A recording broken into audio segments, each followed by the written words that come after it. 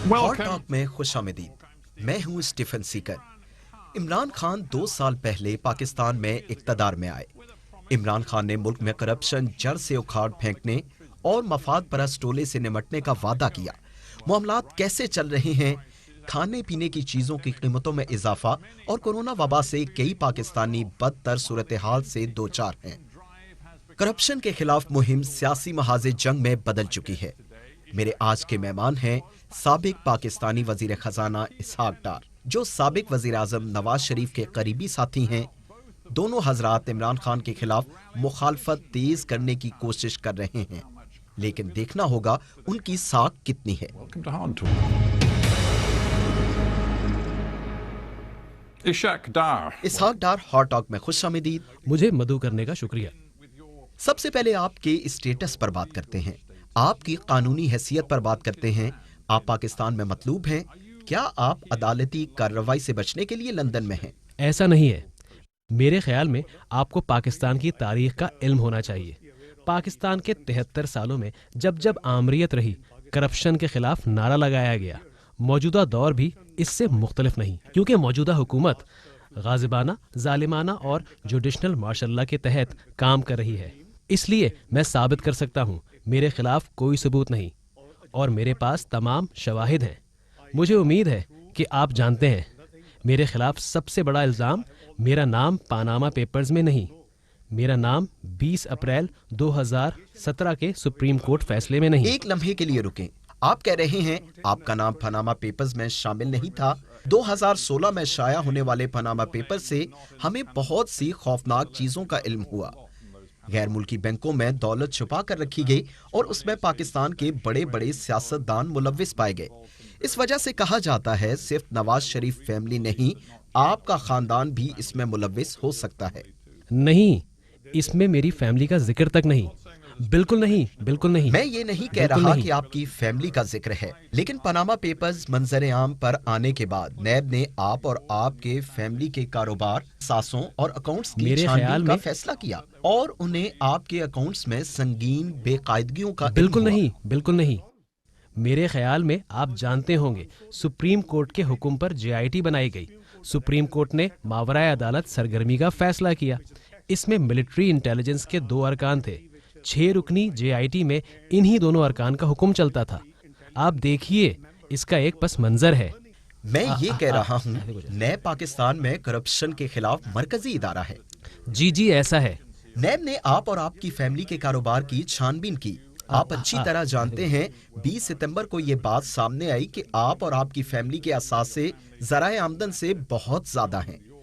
खास तौर पर इस चीज का जिक्र करूंगा कि आप पर इल्जाम है कि आपने माली हेराफेरी के जरिए अपने और अपने ज़ेरे किफालत अफराद के लिए 60 लाख अमरीकी डॉलर मालियत के असासे बनाए, जो पाकिस्तानी करेंसी में 840 मिलियन रुपए से जायद हैं।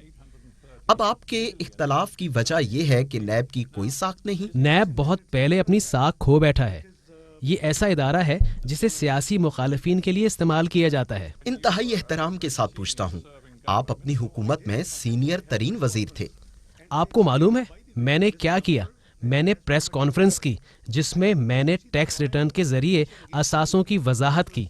JIT रिपोर्ट में मुझ पर बेबुनियाद इल्जाम था कि मैंने 20 साल तक पाकिस्तान में टैक्स रिटर्न जमा नहीं कराया, 1981 से 2000 तक। इस वजह से सुप्रीम कोर्ट ने मेरे खिलाफ नैब को रेफरेंस का हुक्म दिया। UK से क्वालिफाइड चार्टर्ड अकाउंटेंट जिसने 1974 तक UK में टैक्स मामलात की हमेशा रिपोर्टिंग की। शुमाली अमेरिका में भी 2 साल, फिर पाकिस्तान में 1978 से टैक्स रिटर्न कभी मिस नहीं किया। अगर ऐसा है, ये कैसा शर्मनाक इल्जाम है। बात करते हैं। मैंने कई सालों में बहुत से हुकूमती शख्सियात के इंटरव्यूज किए। सब यही कहते हैं कि वो किसी सूरत करप्शन में मुलव्विस नहीं, वो शफाफियत पर यकीन। मेरा भी यही यकीन है। आपका यकीन भी यही है। आपकी और आपके खानदान मेरी जायदादों की तफसील टैक्स गोशवारों में मौजूद है। मेरे सवाल का वाज़े जवाब मेरी पाकिस्तान में सिर्फ एक जायदाद है जो हुकूमत ने जब्त कर ली है। मेरे पास बहुत सारी जायदादें नहीं हैं। मैंने असासों की मालियत रिपोर्ट कर रखी है। क्या आप और आपके खानदान नहीं, के एक भी पास नहीं। सिर्फ एक प्रॉपर्टी है? एक। और आपकी फैमिली की कितनी जायदाद है? नहीं, एक भी नहीं। नहीं, कोई जायदाद नहीं। لیکن خبروں میں بتایا جاتا ہے کہ آپ کی پاکستان کے علاوہ بیرون نہیں، ملک ایک بھی نہیں۔ جائیدادیں ہیں، دبئی اور لندن سمیت، اور ہم لندن میں بیٹھے ہیں۔ کیا آپ کی یہاں لندن میں بھی کوئی جائیداد نہیں؟ میرے بچوں کا صرف ایک ولا آپ ہے، کی اور خاندان کی لندن اور دبئی میں کوئی وہ پراپرٹی وہاں نہیں۔ 17 سال سے کاروبار آپ کر نے رہے ہیں۔ کہا صرف ایک، یہ اعداد و شمار کے مطابق ہاں، سچ یہ ہے؟ بات سچ ہے، وہ بالغ ہیں، 17 سال سے کاروبار کر رہے ہیں، وہ میرے زیر کفالت نہیں۔ نیب نے آپ اور آپ کی فیملی کے اثاثوں کی چھان بین کی۔ مجھے اس میں کوئی اعتراض نہیں، ہر چیز کا جواب ہے۔ عدالت، میرے وکلا وہاں جاتے ہیں اور میں علاج کے لیے یہاں موجود ہوں۔ میرا سروائیکل کا مسئلہ ہے۔ اگر یہ سچ ہے اور آپ کے پاس صرف ایک پراپرٹی ہے اور آپ نے تمام 20 سال کے ٹیکس ریکارڈ اداروں کو دے دیے ہیں، سب کچھ شفاف ہے، تو آپ پاکستان کیوں نہیں جاتے؟ پاکستان جا کر عدالت میں مقدمے کا سامنا کیوں نہیں کرتے؟ دیکھتے ہیں۔ آپ تقریباً 3 سال سے لندن میں ہیں، کیا آپ واقعی بیمار ہیں؟ جی، میں بیمار ہوں۔ کیا آپ کی پاکستان واپسی ممکن نہیں؟ پاکستان میں دیکھیں کیا ہو رہا ہے، انسانی حقوق کہاں ہیں؟ نیب کی حراست میں لوگوں کے ساتھ کیا ہو رہا ہے؟ نیب کی حراست میں درجنوں لوگوں کو مار دیا گیا۔ پاکستان میں کیا ہو انسانی رہا حقوق ہے؟ کی خلاف ورزی ہو آپ رہی کہہ ہے۔ رہے ہیں نیب کی حراست میں لوگوں کو مار دیا گیا؟ نیب کی تحویل میں کئی لوگ مر چکے ہیں، یہ ایک کھلا راز ہے۔ آپ کے پاس تفصیلات ہوں گی، آپ چاہیں تو میں آپ کو تفصیل دے دیتا ہوں۔ آپ دیکھیے، یہ ادارہ مخالفین کے خلاف استعمال ہو رہا ہے۔ جیسا کہ میں نے پہلے کہا، خلاصہ یہی بنتا ہے، میرے اثاثے ظاہر ہیں، اگر میرے ٹیکس گوشوارے موجود ہیں تو ہر چیز کا حساب بھی ہے۔ مسئلہ کچھ اور ہے، نواز شریف سویلین بالادستی کی جنگ لڑ رہے ہیں اور میں ہمیشہ مالی نظم و ضبط کی جنگ لڑتا رہا ہوں۔ نواز شریف بھی طبی بنیادوں پر لندن میں ہیں۔ نیب نے ان سے بدسلوکی کی۔ نیب نے بدسلوکی کی، سچ تو یہ ہے نواز شریف سزا یافتہ مجرم ہیں۔ ان دونوں کیس کے فیصلوں پہ لکھا ہے کہ پروسیکیوشن کوئی کرپشن ثابت نہیں کر سکی۔ میں معذرت چاہتا ہوں، لیکن یہ بات واضح ہے نواز شریف سزا یافتہ مجرم ہیں۔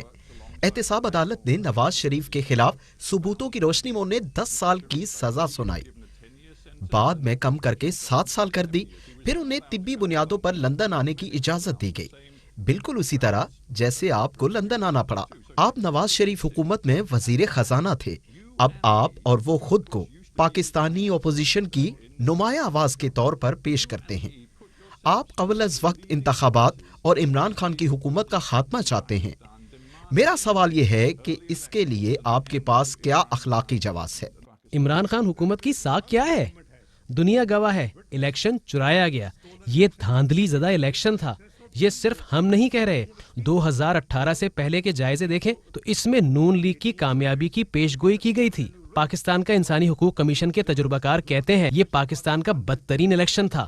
سب جانتے ہیں یہ الیکشن چرایا گیا۔ میں ابھی بھی EU مانیٹرز کی رپورٹ دیکھ رہا تھا، اس میں چند حلقوں میں بے ضابطگیاں دکھائی گئی، لیکن انہوں نے حتمی نتیجہ یہ اخذ کیا کہ مجموعی طور پر الیکشن شفاف تھے اور الیکشن 2018 میں عمران خان کی فتح میں کوئی شک و شبہ نہیں۔ پھر آپ نے تمام رپورٹس نہیں دیکھی۔ آپ اپنی پسندیدہ بدترین رپورٹس کا انتخاب کر رہے ہیں، لیکن EU مانیٹرز بھی آزاد ادارہ ہے جس نے الیکشن اور عمران خان کی جیت کو شفاف قرار دیا ہے۔ عالمی طور پر آزادانہ شفاف انتخابات، کیا ہم شفافیت پر کوئی سوال اٹھاتے ہیں؟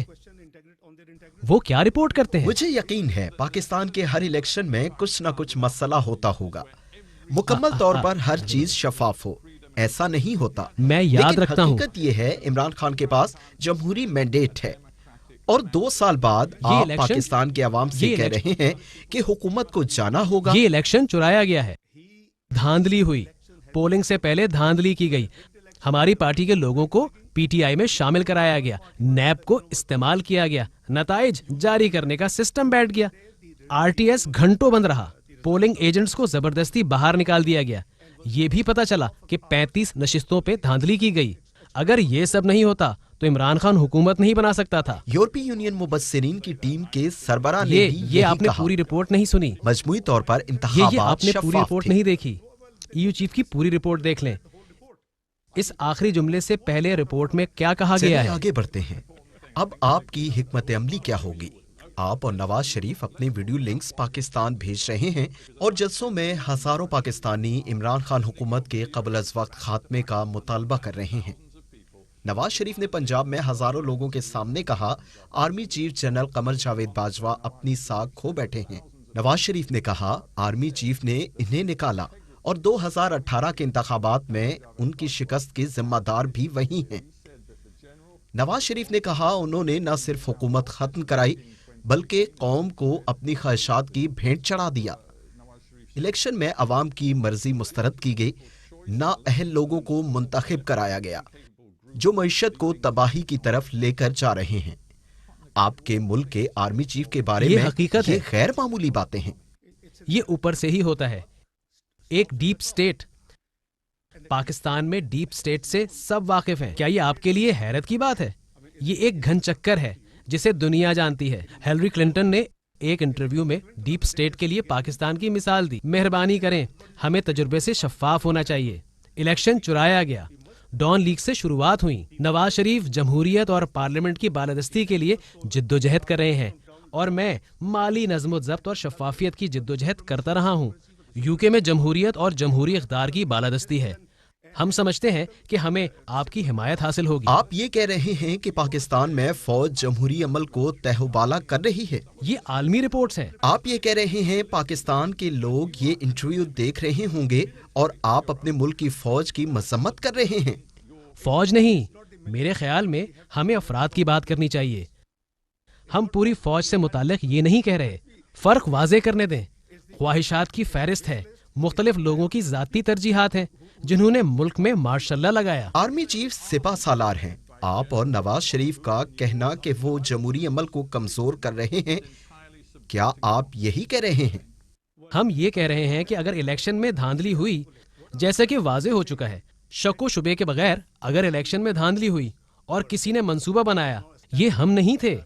پاکستان کے وزیر داخلہ نے کہا نواز شریف ملک کے چوتھی بار وزیر اعظم بن جاتے اگر ان کے ڈیپ سٹیٹ اور اداروں کے ساتھ مسائل نہ ہوتے۔ انہوں نے ایسا کیوں کہا؟ آپ جو الزام لگا رہے ہیں وہ تسلیم نہیں کیا جا سکتا۔ آپ کے مربی نواز شریف کئی سال تک خود فوجی عامر جنرل ضیاء کے سائے میں رہے اور اچانک نواز شریف نے فیصلہ کر لیا کہ پاکستان کی سیاست میں فوجی مداخلت کسی صورت قبول نہیں۔ یہ کیسی منافقت ہے؟ میں آپ کے تجزیے سے اتفاق نہیں کرتا۔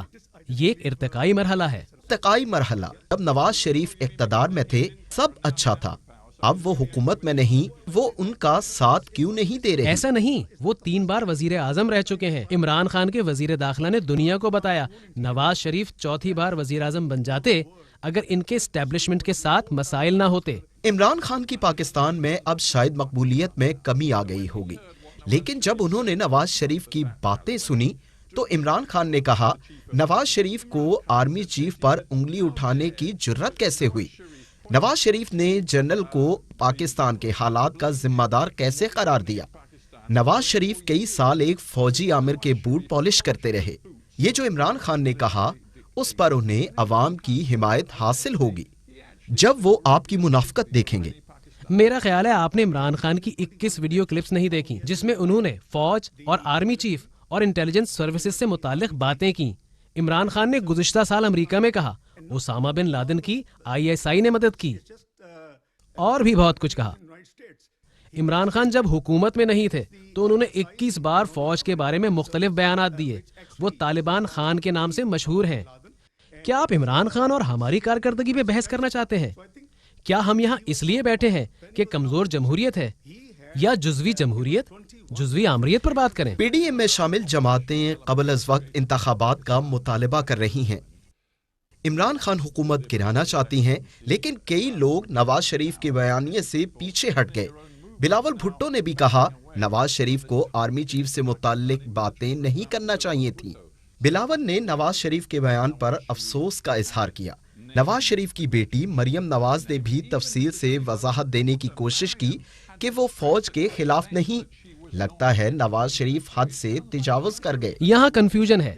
نواز شریف وزیر اعظم ہو نہ ہو، وہ فوج مخالف نہیں۔ انہوں نے چند افراد پر الزام لگائے۔ جیسا میں نے پہلے کہا شروعات اوپر سے ہوتی ہے۔ ڈان لیکس کے بارے میں آپ جانتے ہوں گے۔ FATF کا معاملہ ہوا، پاکستان گرے لسٹ میں گیا. ہم نے پاکستان کو FATF سے باہر نکالا. یہ درست ہے؟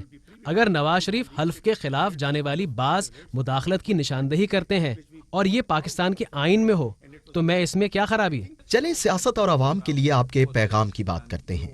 پاکستانی عوام مشکل میں ہے. کھانے پینے کی چیزوں کی قیمتوں میں اضافہ ہو رہا ہے. پاکستان میں کورونا کی دوسری لہر شدید ہو رہی ہے جس کی وجہ سے معاشی مشکلات بڑھ رہی ہیں. ان حالات میں آپ ملک میں سیاسی عدم استحکام کی کوشش کر رہے ہیں. عمران خان حکومت گرا کر قبل از وقت انتخابات کا مطالبہ کر رہے ہیں. الیکشن میں دھاندلی کا شور مچا رہے ہیں. دعویٰ کر رہے ہیں کہ ملک فوج چلا رہی ہے. کیا آپ کا طرز عمل عوام کے لیے فائدہ مند ہے؟ آپ کو غیر جانبدار ہونا ہوگا. 2013 کے الیکشن ہم نے بھاری اکثریت سے جیتا. ہمیں تقریباً 2/3 اکثریت ملی. 2014 میں عمران خان نے 4 حلقوں میں دھاندلی پر احتجاج شروع کیا.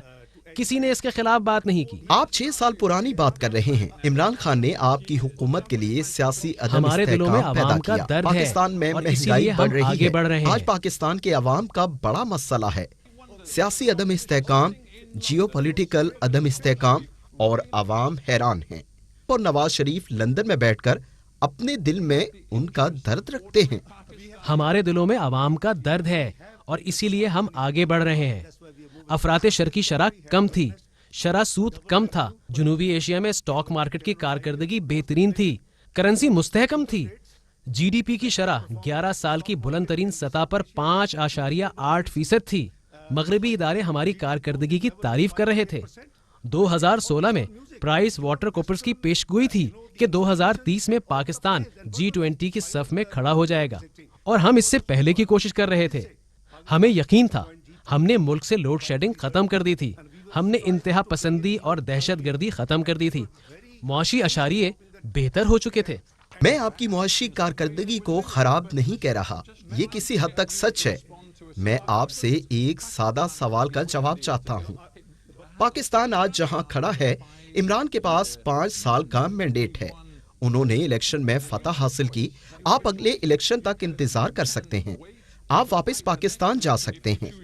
لیکن آپ ابھی تک لندن میں ہیں. آپ آئندہ الیکشن لڑ سکتے ہیں, یا آپ لندن میں بیٹھ کر عمران خان کی حکومت کمزور کرنے کی کوشش کر سکتے ہیں. لیکن اس سے پاکستان میں سیاسی عدم استحکام پیدا ہوگا. یہ سیاسی عدم استحکام کا مسئلہ نہیں, یہ نااہلی کا معاملہ ہے. یہ کارکردگی کو نہ دکھانے کا مسئلہ ہے. یہ 2 سال میں پاکستانی معیشت کا بیڑا غرق ہونے کا مسئلہ ہے. 1952 کے بعد پاکستان میں پہلی بار GDP کی شرح منفی ہو گئی. پہلے سال 1.9%, دوسرے سال منفی 1.4%. ملک میں لوگ بڑے پیمانے پر بے روزگار ہو گئے. ہم نے 6% لوگوں کو غربت سے نکالا. عمران خان نے 1 کروڑ نوکریوں کا وعدہ کیا مگر 1 کروڑ 20 لاکھ لوگوں کو بے روزگار کر دیا. آپ کے طرز عمل سے پاکستان کمزور ہو رہا ہے. آپ نے حال میں ہی میرے خیال میں ایسا آپ وہ ٹویٹ سب کیا کہ عمران خان فضتاحیت کی راہ پر چل رہے ہیں. عمران خان پاکستان کے مفادات کے لیے کھڑے ہیں. انتہائی تناؤ کی صورت میں بھارت اور مودی کو 2 ٹوک جواب دیا. آپ جانتے ہیں چین کے ساتھ مل کر اچھی خارجہ پالیسی بنائی جو معاشی استحکام پر مبنی ہے, جس پر آپ چلتے رہے. عمران خان نے پاکستان کا اثر و رسوخ استعمال کر کے افغان طالبان کو امن عمل مذاکرات کے لیے رضامند کیا. آپ کیسے کہہ سکتے ہیں یہ پالیسیاں فضتائی ہیں؟ میرے خیال میں آپ وہ سب نہیں جانتے ہیں یا آپ کو جاننے کا موقع نہیں ملا. وہ پاکستان میں کس طرح کی فضتائیت کر رہا ہے. کیا آپ اس بات پر قائم ہیں؟ جی بالکل, وہ فضتائیت کے راہ پر چل رہے ہیں. آپ کورونا وبا کے باوجود پاکستان میں ہزاروں لاکھوں افراد کو سڑکوں پر لانا چاہتے ہیں. آپ عمران خان حکومت گرا کر جلد انتخابات چاہتے ہیں. آپ اپنے ارادے میں تاحال کامیاب نہیں ہو سکے. آپ کا اگلا قدم کیا ہوگا؟ آپ نہیں جانتے عمران خان اس عرصے میں کیا کرتے رہے. PDM کے جلسے 16 اکتوبر سے شروع ہوئے. ان 6 ہفتوں میں حکومت نے بھی بڑے جلسے کیے. آپ کا اگلا قدم کیا ہوگا؟ پاکستان میں جمہوریت کی بالادستی ہمارا اولین ہدف ہے. آزادانہ اور شفاف الیکشن پاکستان میں جمہوریت کی بالادستی چاہتے اور ہیں. قانون کی حکمرانی؟ جی, قانون کی حکمرانی. آپ پاکستان میں قانون کی حکمرانی کا سامنا کریں گے؟ جی ہاں, میں کروں گا. پاکستان میں تمام اداروں کو اپنی آئینی حدود میں رہ کر کام کرنا ہوگا. ہم اس پر بہت خوش ہوں گے۔ جہاں تک میرے ٹویٹ کا تعلق ہے، مجھے اس پر کوئی افسوس نہیں۔ حقیقت یہی ہے، اگر وزیر اعظم FIA کے DG کو لوگوں کے نام بتا کر کہیں انہیں گرفتار کر لو، یہ کس قسم کی طرز حکمرانی ہے؟ ہماری گفتگو اب ختم ہوتی ہے۔